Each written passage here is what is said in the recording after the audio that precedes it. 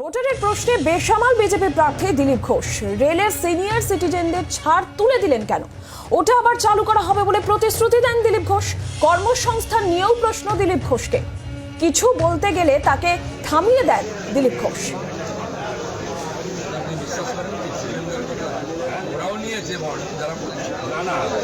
আমি বললাম আপনার কাছে আমার কিছু প্রশ্ন আছে, যেটা হচ্ছে এক নম্বর হচ্ছে রেলের যে সিনিয়র সিটিজেনটা আমরা যেটা কনসেশনটা পাচ্ছিলাম ওইটা তুলে দিলেন কেন?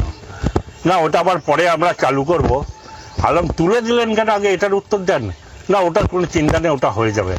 আলম ইলেকট্রনিক বন্ডে যে এত কোটি কোটি টাকা নিলেন সেই টাকাটার জন্য তার জন্য আমাদের ওষুধের দাম বেড়ে গেল, এই বিদ্যুতের বিল বেড়ে যাচ্ছে। তা এগুলো কেন করলেন?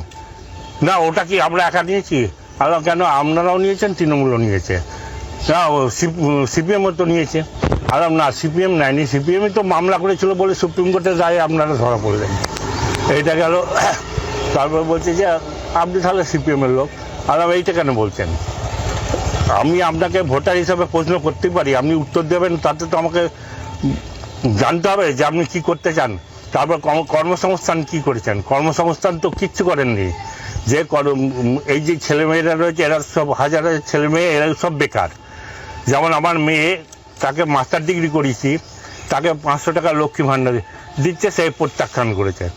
তা সে একটা চাকরি চায়।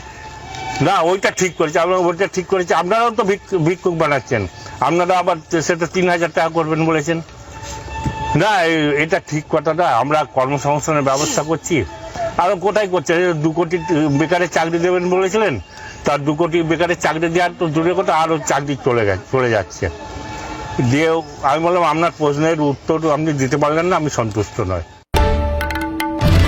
বাংলার আওয়াজ, বাঙালির আবেগ, জি 24 ঘন্টা।